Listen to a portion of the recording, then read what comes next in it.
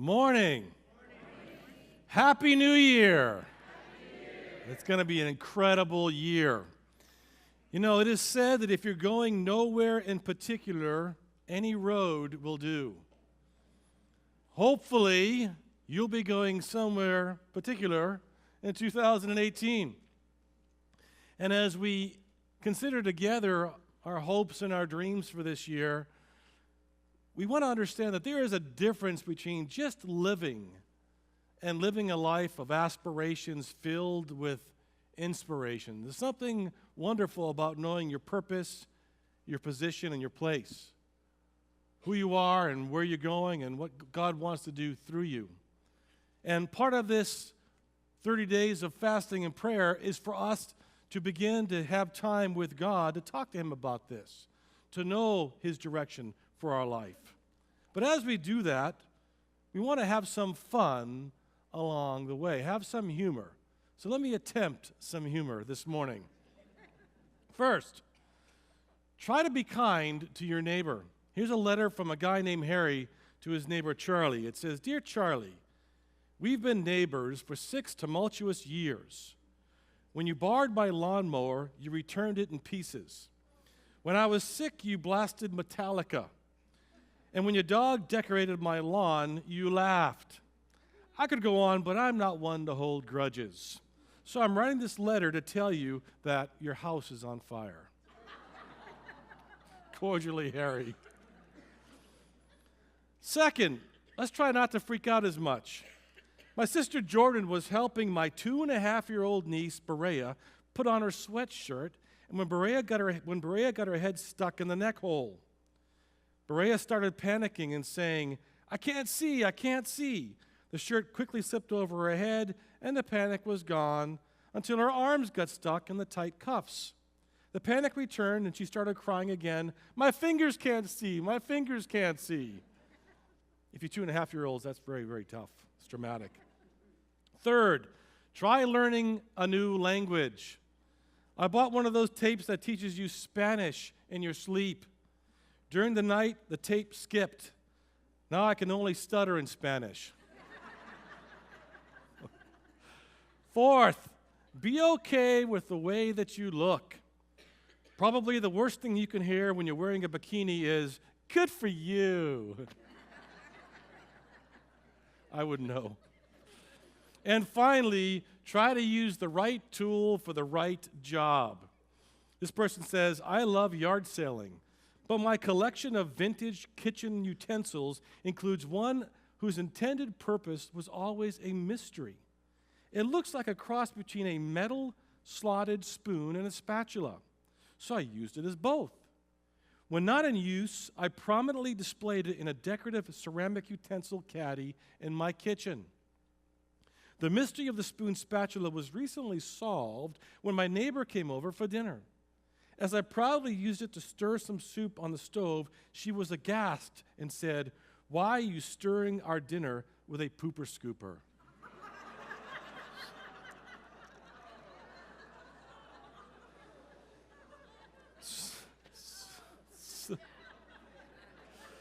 So in 2018, may we be nicer to our neighbors, freak out less, enhance our language skills, love our bodies, and make wise purchases.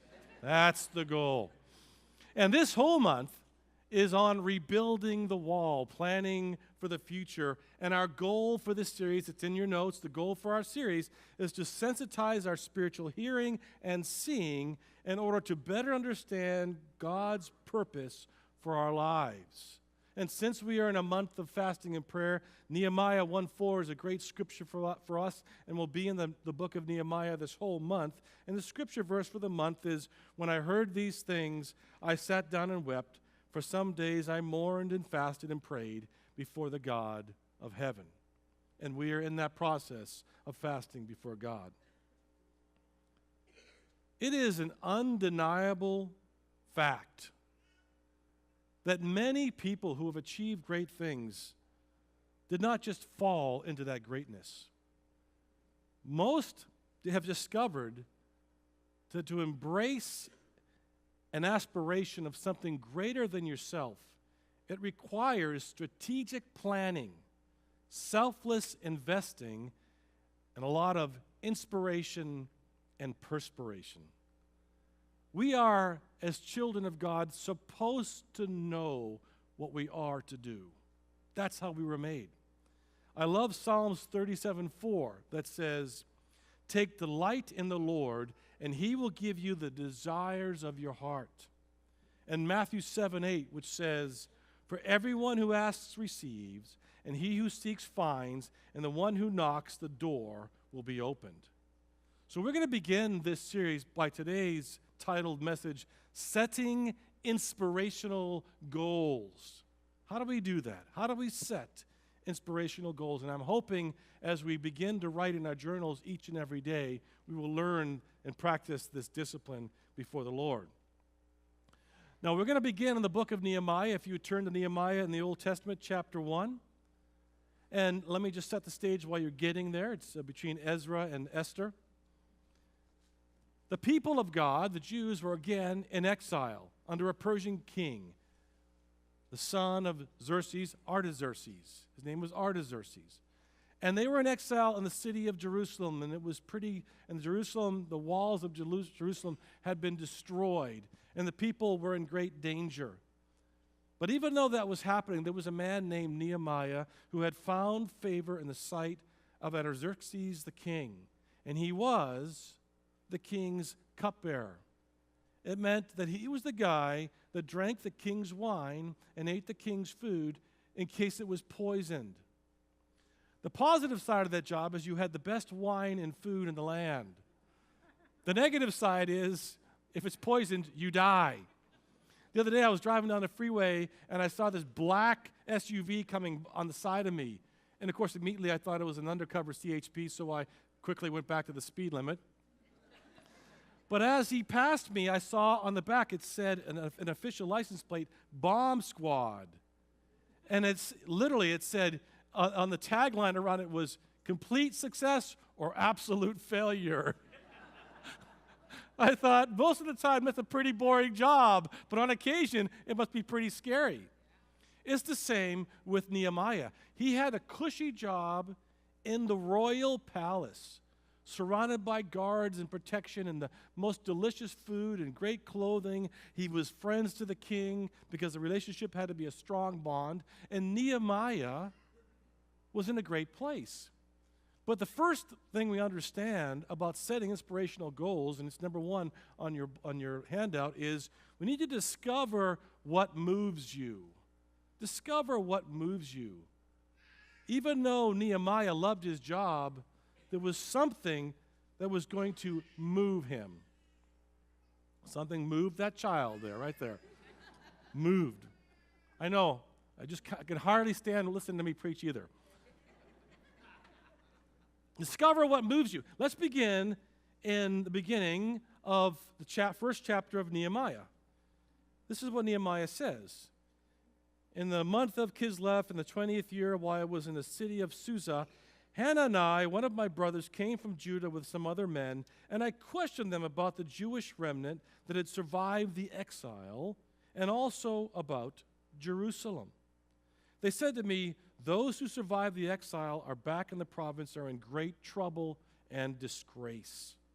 The wall of Jerusalem is broken down, and its gates have been burned with fire." When I heard these things, I sat down and wept. For some days I mourned and fasted and prayed before the God of heaven. Even though his life was satisfactory, even though he had great protection, great food, great resources, it moved him that his people were living in a broken city. And because the walls were broken down, anybody could attack them, anybody could steal them, anybody could hurt them. And they were in grave danger and in disgrace, and it moved him with compassion. As we begin to ask God to help us write down inspirational goals as we talk about our future, you have to ask that question, what moves you?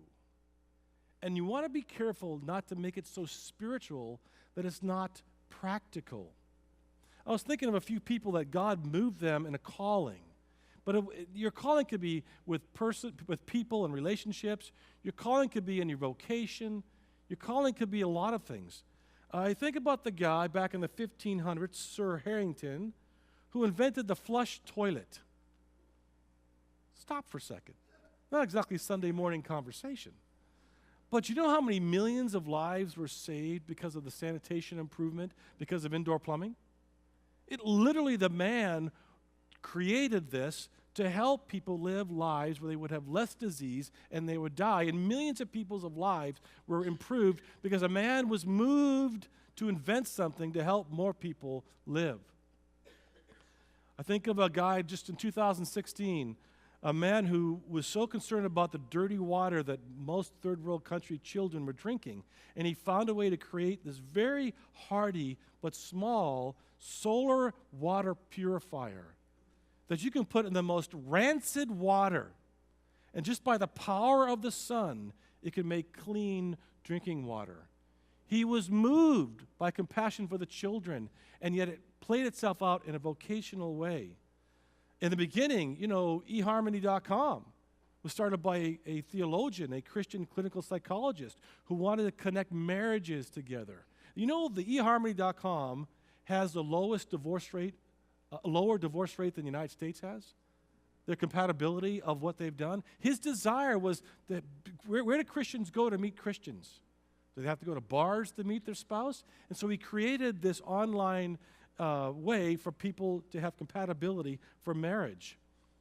Another gentleman created what's called self-healing roads. And the reason he created these self-healing roads is because he knew that when coal was burned, it created this fly ash. And fly ash is like a powder that there's no good way to get rid of it. And he discovered that if you mix fly ash with concrete and other epoxies, it has this amazing technology, ability that when it gets wet, the cracks that form in the concrete, the fly ash causes it to reunite and close the cracks. And why this is important is because in most third world countries, the mode of transportation beside their feet are mopeds. And they're very dangerous on these roads. And by the way, I crashed on a moped and broke my hip in Cambodia. I know how dangerous it is.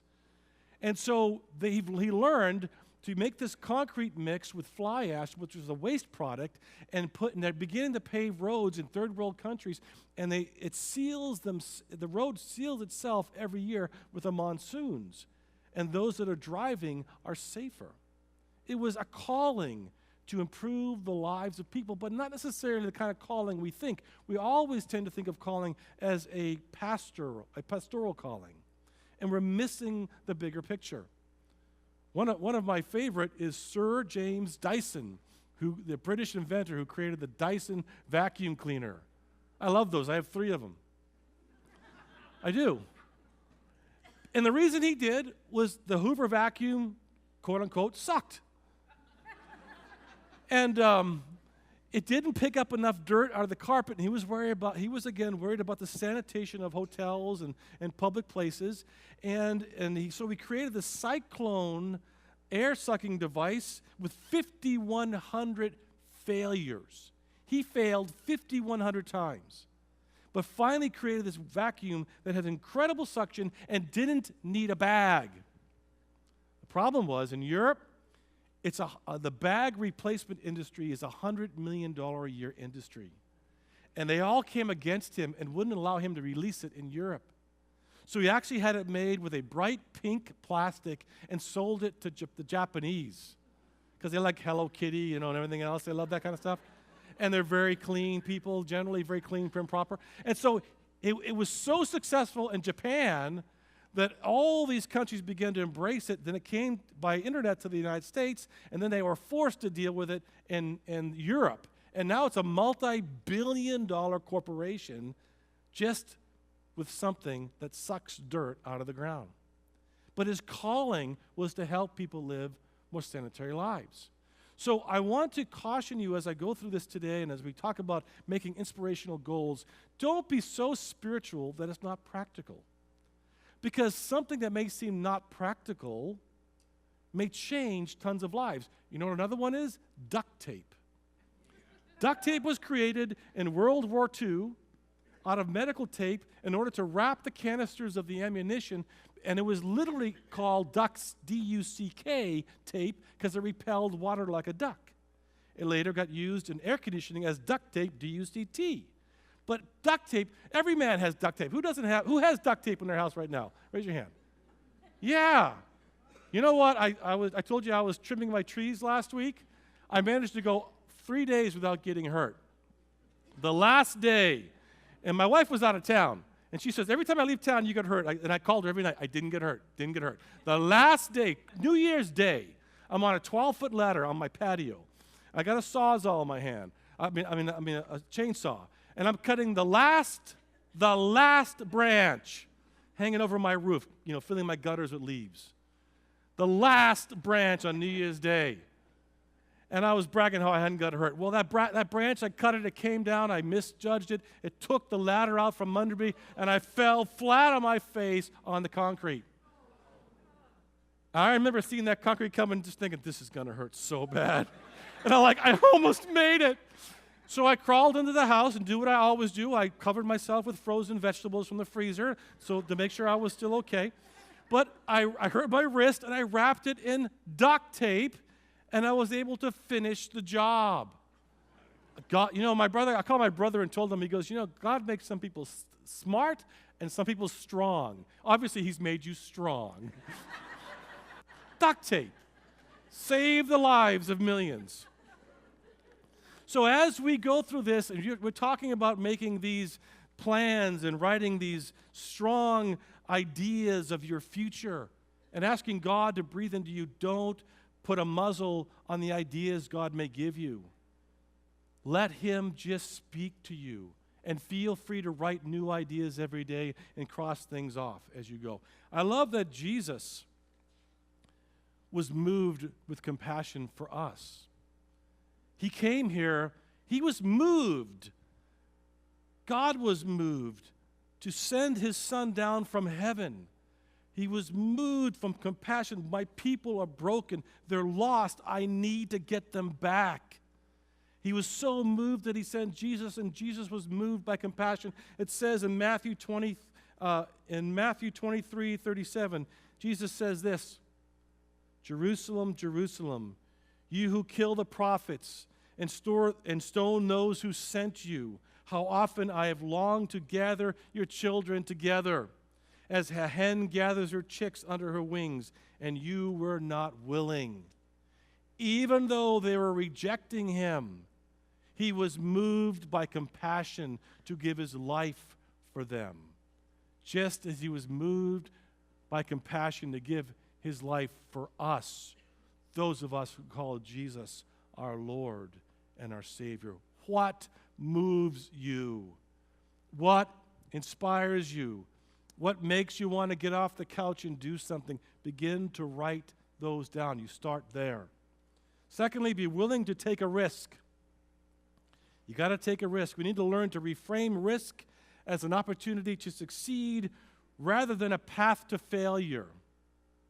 I just received, I get all these updates all the time from all these different magazines, and one of them was 7 reasons why risk-taking leads to success.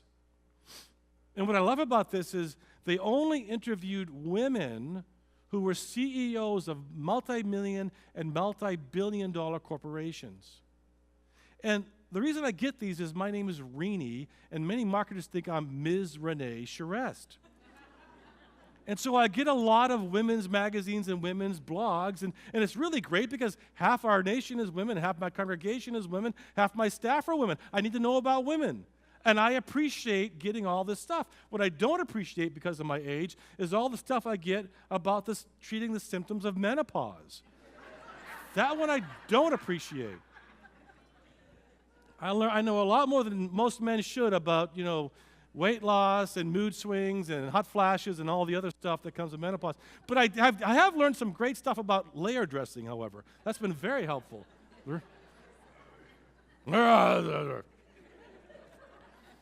But this article, it was interesting, talked about risk and these women that have run major corporations.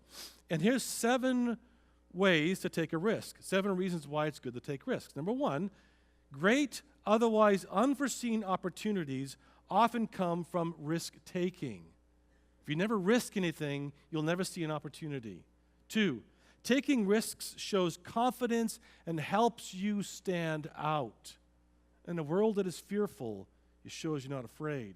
3, we learn from risk, and those lessons may lead us on an important new path. 4, success won't fall on your lap. You have to pursue it.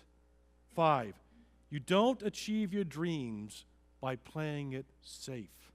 6, embracing risk-taking helps you overcome the fear of failure. The average person fails 7 times whatever they do before they have a single success. And the bigger the dream, the more failures you have to have. And 7, taking a risk doesn't mean doing so haphazardly. A risk is not a foolish ambition. A risk is a careful calculation of doing something. And so look at what happens with Nehemiah. He realizes he has to help his people. And so in chapter 2, he decides to take a risk. It says, in the month of Nisan, in the 20th year of King Artaxerxes, when wine was brought for him, I took the wine and gave it to the king. I had not been sad in his presence before. So the king asked me, why does your face look so sad when you are not ill? This can be nothing but sadness of heart, and I was very much afraid. Why was he afraid? In those days, there was a decree that you could not have a sad countenance in the presence of a king or a queen. Remember in the book of Esther, when Haman had deceived the king into destroying the Jews, Mordecai dressed in sackcloth and ashes. And Scripture says he went to the king's gate and stopped there. Mordecai was mourning the destruction of the Jews, but he was not allowed to go into the presence of the king. That could be exile or execution. And he talked to Esther about this, and Esther was afraid to talk to the king, because if you show displeasure in front of the king, he could exile you or execute you. So Nehemiah had the same issue. He was afraid to go before the king with a sad face, a frown on his face, but he had to do something to save his people. So there is a risk involved in beginning to take on the great call that God has for your life. You can't get around it. I love with David, his mighty men. There was a time where he was surrounded by the Philistines, and they were dying of thirst, and they held on to the well of Bethlehem. And David said, I'm so thirsty, and his men were defeated. It says in 2 Samuel 23:16, so the 3 mighty warriors broke through the Philistine lines, drew water from the well near the gate of Bethlehem, and carried it back to David. But he refused to drink it. Instead, he poured it out before the Lord. That's called a libations sacrifice. But because he was so inspired by his mighty men that would dare crawl through enemy lines to get him water, it inspired the entire army of David, and they rose up and took their place and defeated the Philistines. Somebody's risk helps someone else have courage. So remember, we're called as people of God to be willing to be so moved that we will take a risk. It's inevitable. And once you've come to that place where you're moved and you're willing to take a risk, you've got to learn next, number 3, to ask with boldness. Ask with boldness. He goes on to say in verse 7, he's asking with boldness to the king. And let's start in verse 2:6. Then the king, with the queen sitting beside him, asked me, how long will your journey take, and when will you get back? And it pleased the king to send me, so I set a time. I also said to him, if it pleases the king, may I have letters to the governors of Trans-Euphrates, so they will provide me safe conduct until I arrive in Judah? And may I have a letter to Asaph, keeper of the royal park, So he will give me timber to make beams for the gates of the citadel by the temple and for the city wall and for the residence I will occupy. And because the gracious hand of my God was on me, the king granted my request. So I went to the governors of the Trans-Euphrates and gave them the king's letters. The king also sent army officers and cavalry with me. I want you to consider what Nehemiah just did. He said to the king these things. I want to go to my people. They're not your people. They're my people, subjects of yours. They're exiled into your land, the Persian land. I want you to send me to my people, the Jews, who serve a God that you don't serve. I want you to give me paid time off, paid leave. And then with this paid leave of several months, I want you to send me letters as an ambassador so that when I see other governors and other leaders, they will treat me like they treated you, and they will take care of me along the way. And while I'm there, I want you, in addition to the paid leave and making me your ambassador, I want you to give me as much lumber as I want out of your royal forest and enough to build myself a house for free. This is a pretty big deal. And so he's making the big ask. He's pushing it all the way. And he's so inspired the king that he had the boldness to ask for great things. The king goes, not only am I giving you all of this, I'm going to send an army to protect you along the way. He took a step of boldness and he made the big ask. You know what people regret the most in their life? Is they never made the big ask. They didn't ask. When you spend this time with the Lord in this 30 days of fasting and prayer, which is basically setting aside stuff so you have more time with God, make sure you don't become your own editor and strike out the big ask because you're embarrassed to ask God for things.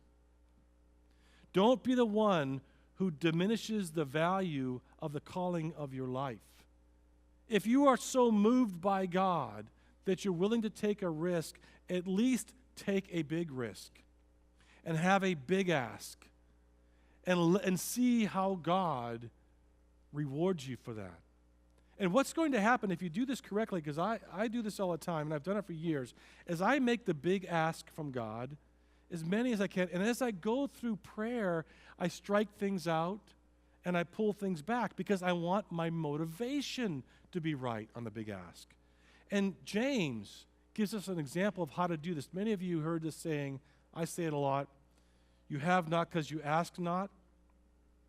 But I want to put that in the context of how it was said so you understand how to ask. It's said in James chapter 4, starting in verse 1 through 4, it says this. This is spoken to Christians.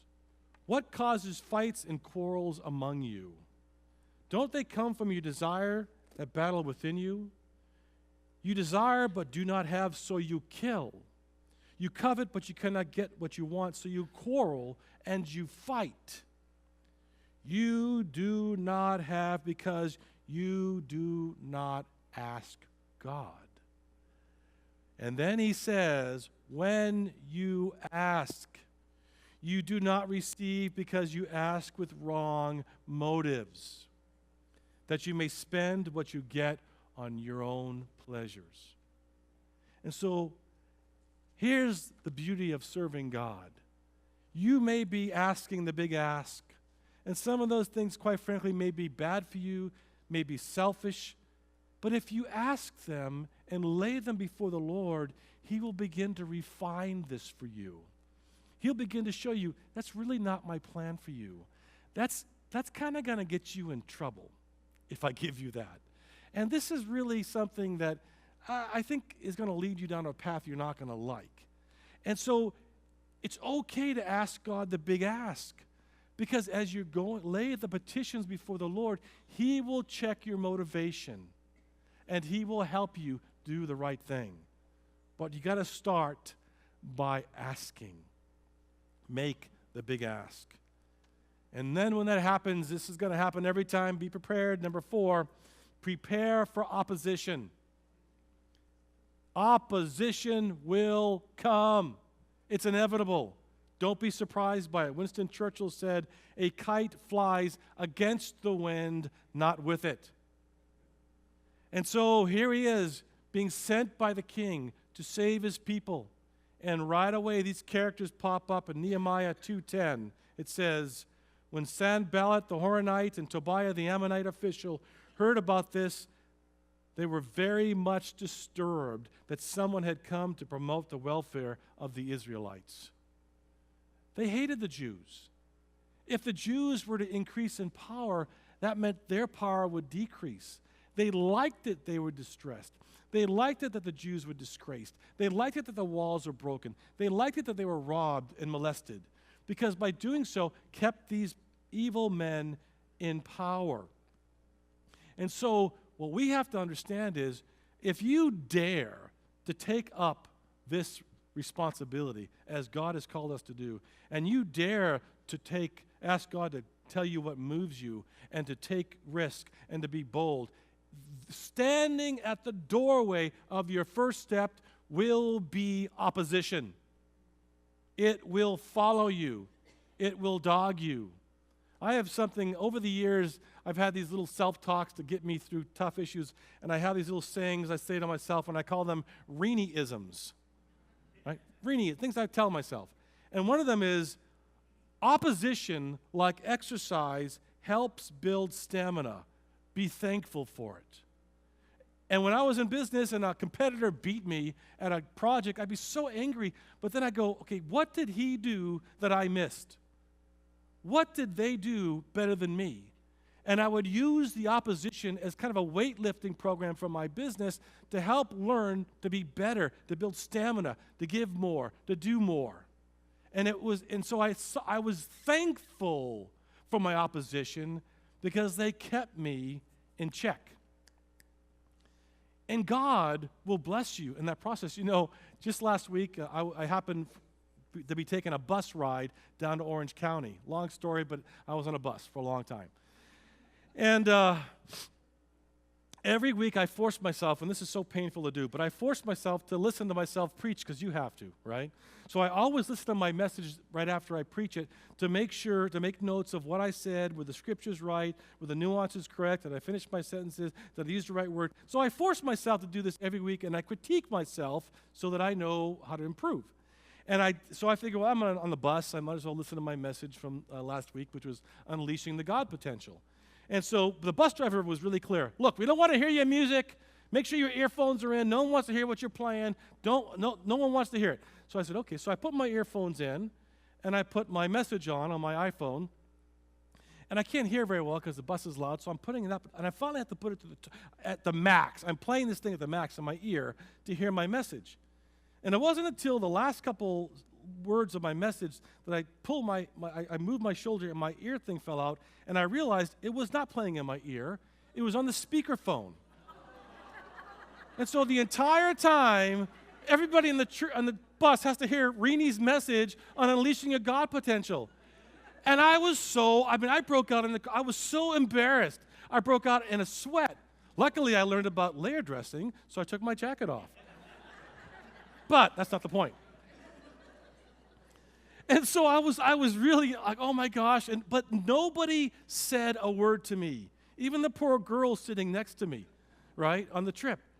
God had wanted, for some reason, my message about unleashing the God potential to be played on the entire bus. And no one stood up and said, shut that thing off, what's the matter with you? Several people did say, have a nice day, Pastor, because they knew who I was when I got off. What a narcissist you are. This narcissist pastor paying his thing. Prepare for opposition. And sometimes the opposition is you. God will work through that. And then finally, remember your calling. Your calling. When you're setting inspirational goals, your calling is what God has asked you to do. It's very simple. Your calling is what moves you. Doesn't have to be a pastoral calling. It's whatever He's moved you to do. That's your calling. And you're required You know why you're required to answer your calling? Because someone with a higher command than you told you to do it. God has a higher command than you do. He outranks you. God outranks you. So if He's moved you, if He's spoken to you, you have a responsibility to obey that calling. And even though you may tell it here on Sunday morning and people may laugh at you, can you imagine the people laughing at the guy with the flushing toilet? But how many lives were saved because he fulfilled that calling? Your calling may not fit in some super spiritual look, but it might help children in a foreign land get clean water. It might help some dopey pastor tape up his wrist when he falls off a ladder. Who knows what your calling is? It could be in your profession. It doesn't have to be in the church. But you'll never get it if you don't spend time asking God what moves you and then walking out that calling.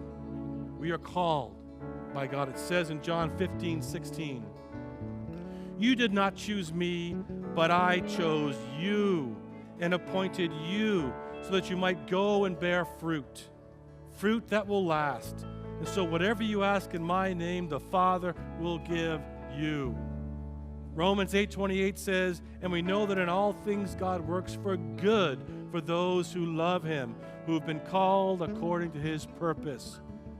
It is not up to me or anybody else to define for you what that purpose is. It's between you and your Creator. And I love 1 Thessalonians 5:24 that says, "The one who calls you is faithful, and He will do it." I'm going to ask the prayer teams if they'd come to the front. Stand up here close to me. Maybe today you came and you know what, Pastor, I'm starting this 2018 off. I want to make sure I'm right with Jesus. And this is an opportunity, a moment for you at the beginning of the year to get your life straight with your Savior, Jesus Christ. And I want to give you a chance to respond to that. And so if you just bow your heads for a moment to give them some privacy.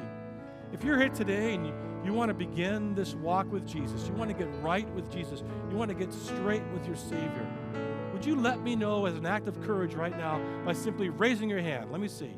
Today, yes. Today I say yes. Yes. Today I get right with Jesus. Yes. Who else? It's hard to see. Yes, I see you there. Who else? Put it up high. I see you both. Thank you. Who else over here? I see you over there. Okay, who else? Anybody else? You can put your hands down now.